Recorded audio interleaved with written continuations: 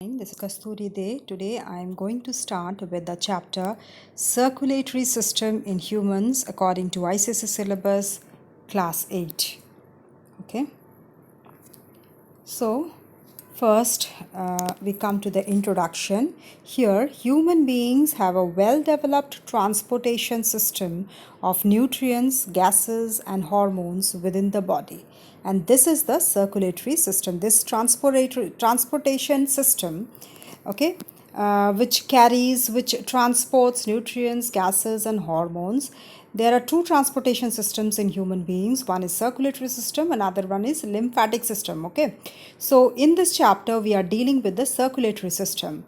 Now lymphatic system has the parts, or it is the part of the circulatory system, and it has the organs of lymph containing lymphocytes and the lymphatic vessels. Okay, lymph vessels which carries the lymph along with this these nutrients and gases. Okay, this is also a transportation system, but mainly we are discussing with this is the circulatory system. In this chapter we will discuss both of them, circulatory system and lymphatic system, but first we'll discuss the circulatory system. So this circulatory system has three parts, or there are rather organs which are involved in the circulatory system are blood vessels and heart.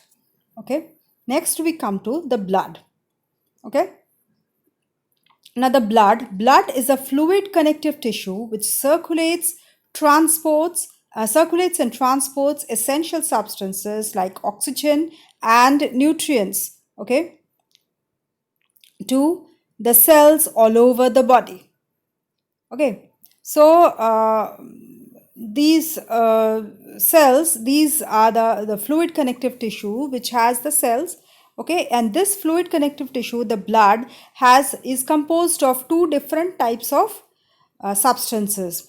Okay, like one is plasma, another is the cells, blood cells. Now blood cells are of three types, that is red blood cells, white blood cells and platelets. Red blood cells you can call erythrocytes, white blood cells you can call leukocytes, and platelets you can call thrombocytes. Okay, now this plasma is the liquid matrix in which these cells float. Okay, so in this picture you can see the plasma where these cells are floating. Okay,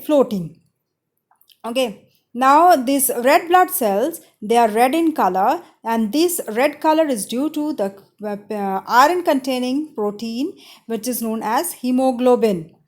Okay, this helps in the transportation of the respiratory gases throughout the body. Now white blood cells are called leukocyte. I told you it's leukocyte, another name for white blood cells, or white blood corpuscles or leukocytes. Even the red blood cells or red blood corpuscles or erythrocytes, platelets or thrombocytes. Okay, then white blood cells, these white blood cells are larger than the RBC, that is red blood cells, and they do not contain hemoglobin. Okay, so that's why they are colorless, and these help in providing the immunity to the body. Okay, fighting the germs. And these platelets, the thrombocytes, they are colorless, they are disc-shaped without nuclei, and they help in clotting of the blood.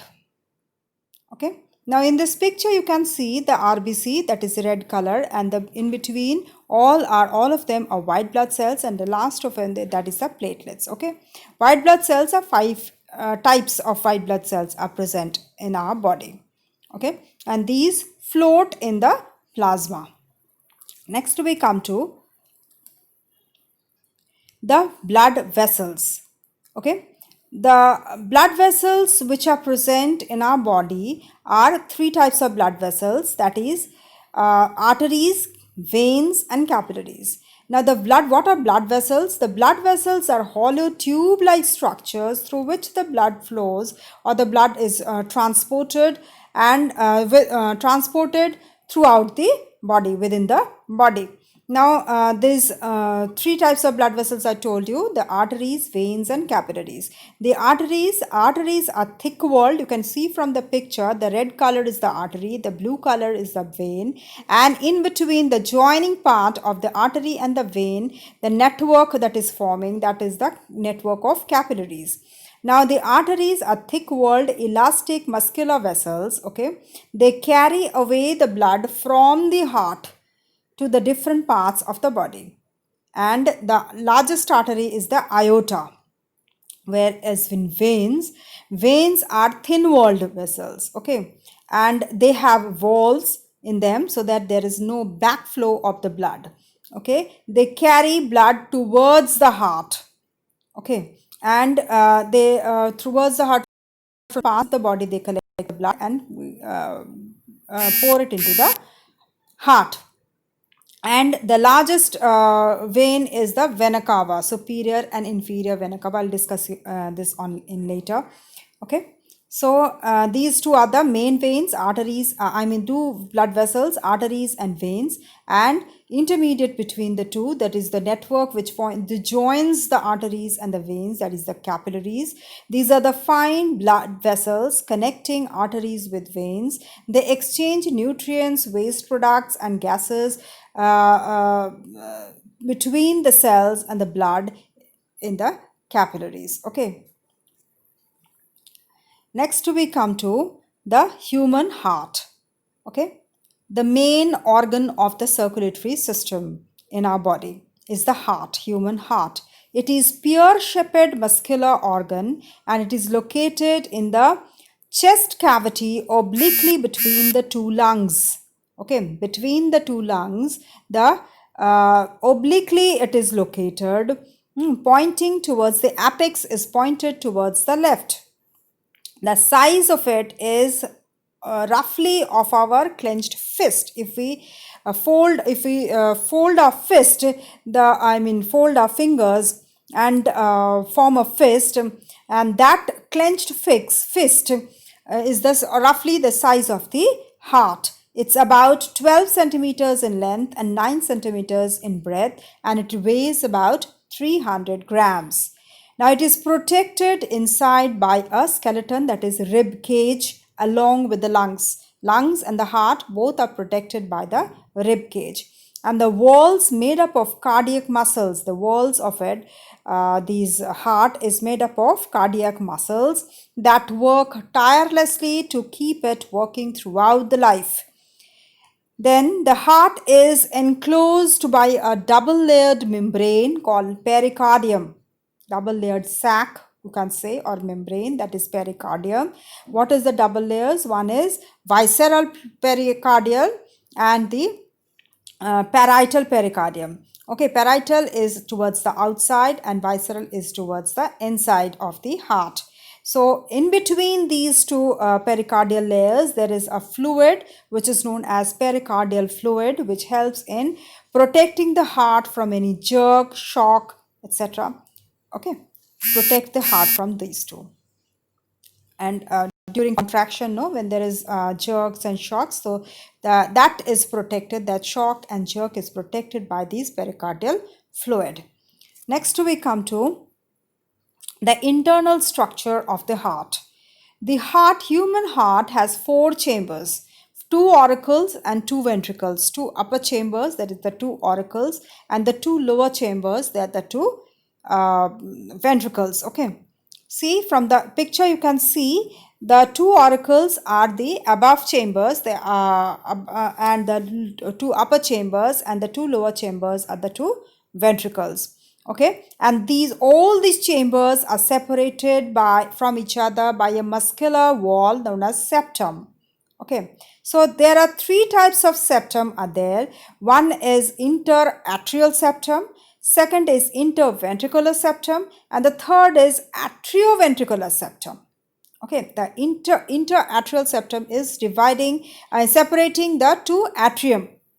Interventricular septum separates the 2 ventricles, that is one is right and the left ventricle, and the interatrial septum it separates the 2 auricles, that is right auricle and left auricle, and atrioventricular septum separates the atrium from the ventricles, that is from the auricles and the ventricles. Now all these septum, they help in preventing the mixing of the pure and the impure blood. Okay, now the ventricles have thicker walls than in comparison to that of the auricles, because what happens, the ventricles have to pump more, pump with great pressure to push the blood out of the heart. So that's why the ventricles have more muscles. Okay, then in addition to these, there are valves and blood vessels also present in the heart. There are valves at each vessel, at each outing of the vessel. That is when the chambers are going out as the vessel, when they are connecting to the vessel, at that point there are some valves. Okay, so some doors, you can say. Okay. Then another thing is that fossa ovalis. You can see from the picture there is a name written, that is fossa ovalis. It is the thing. It is a depression which is a remnant of the foramen ovale of the fetus. What is foramen ovale? When the fetus is in mother's womb, at that time the blood of the right and the left atrium, there is a hole between them. That is the septum between the two, the interarterial septum. There is a hole in the interarterial septum. That is the two atrias, the two auricles are joined by this septum, this hole. Okay, and when the fetus comes out of the mother's womb, this hole fuses. Okay, so that scar, that mark remains as fossa ovalis. Okay, and another is that pectinate muscles. These muscles are the muscles of the atrium, muscles of the auricles. Okay, so you can see from the picture that these are the markings of the right auricle, right ventricle, left auricle, left ventricle, and the thread-like structures you can see from the valves which are coming out from the bicuspid and tricuspid valve. These are known as chordae tendineae. Okay, these are the structures which pull the valve, help the valve to open. Okay, so that the blood moves from the right auricle to ventricles. Okay, so I stop here. I'll continue with the rest of the chapter in my next video. Please go through this. If you have any doubt, please do write in the comment box. Okay, and if you you can also give suggestions to improve my video. If you like the video, please don't forget to press the like button, and also please do not forget to subscribe if you are a new viewer to my channel or not subscribed yet, so that you can get the notification of my next video. Thank you.